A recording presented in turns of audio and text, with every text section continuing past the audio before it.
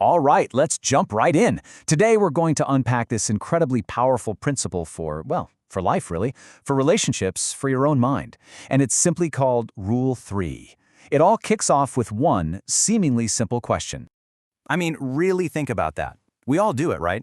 We think that keeping the peace, just letting the little things go, that's the easy path. But what if there's a hidden cost, a price tag that just keeps getting bigger and bigger every time we look away? What if those little things aren't so little after all? So, to really get this, we're going to start with a story that sounds almost silly. It's about a man, his wife, and their lunch. But I promise you, buried in this tiny, everyday moment is a huge truth about how we build our lives, piece by piece. So this guy's name was Del Roberts, and every single day his wife, Beth, would make him soup and a sandwich for lunch. And every single day she'd serve that sandwich on this tiny little 6-inch plate. And for years, Del Roberts said nothing. He'd just eat a sandwich, getting a little more annoyed every single day. 20 years! Can you imagine? Finally, one day, just out of the blue, he completely snaps. Why do we always eat off these tiny plates? I hate these tiny plates! And Beth, of course, was stunned. She had no idea. You know, it's a funny story, but it's also so deeply real, isn't it? We all have our own version of those tiny plates.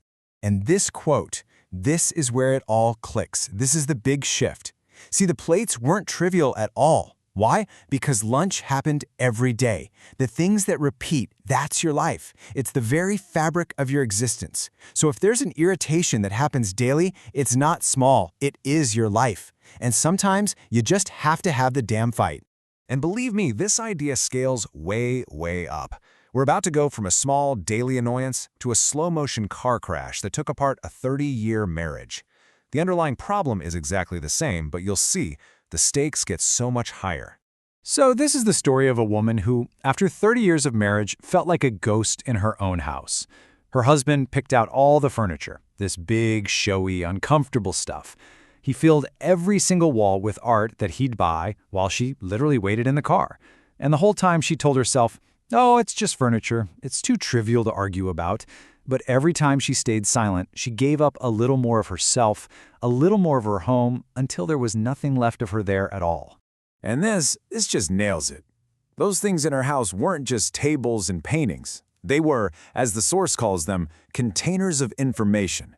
Every single one was a monument to a conversation that was never had, a battle that was lost without a single shot fired. They were physical trophies from her unspoken surrender. 15,000. Let's just sit with that number. That's roughly how many days are in a 40-year marriage. That's 15,000 chances to either fix something small that's bugging you, or it's 15,000 chances to live the same tiny hell over and over and over again until it's not tiny anymore. It's your entire life. But why? Why do we do this? Why do we let tiny plates or ugly furniture become these huge, life-defining problems just by refusing to deal with them? Well, the answer is deep in our psychology. It's this tendency we have to create a kind of fog, to hide the things we don't want to see.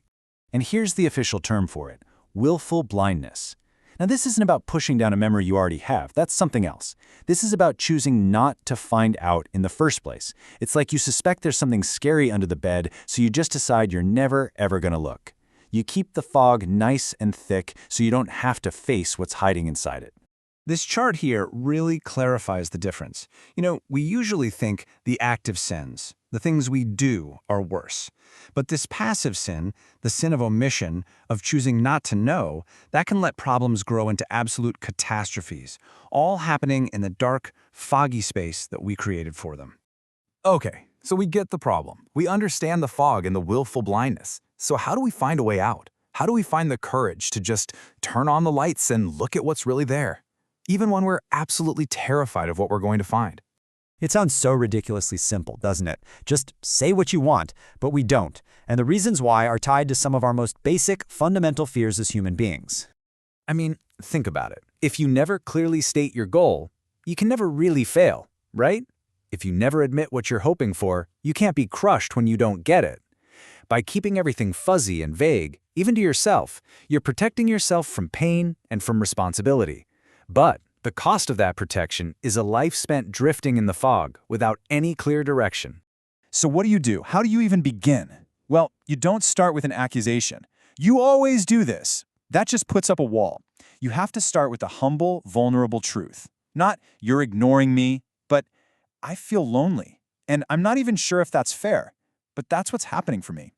One starts a war. The other is an invitation to clear the fog away together. So let's bring it all home.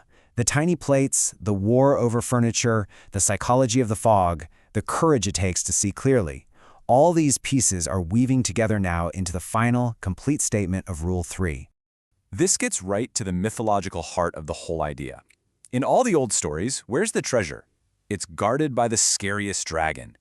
The path to what you're seeking always begins in the darkest, most frightening part of the forest. And what that means, for us, is that the wisdom, the strength, the truth that you need most in your life, it's hiding right behind the very thing you are most afraid to look at. And here's the real danger. The price of looking away isn't just staying stuck. It's worse. The problems you refuse to face, the dragons you hide in the fog, they don't just stay the same size. They feed on the darkness. They get bigger and stronger until one day, when you're weak and unprepared, they will come roaring out and consume you. And so, here it is. The rule in its simplest, most powerful form. Do not hide unwanted things in the fog. Not the small resentments, not the big fears about your life, not your unspoken needs. Because the fog never makes anything disappear. It only makes it monstrous. So I'll just leave you with this question. What's your version of the tiny plates? What unspoken thing is decorating the rooms of your life? Looking at it is going to be hard. It might even start a fight. But the alternative is to let it repeat, day after day, for the next 15,000 days. And that right there is a price that is just too high to pay.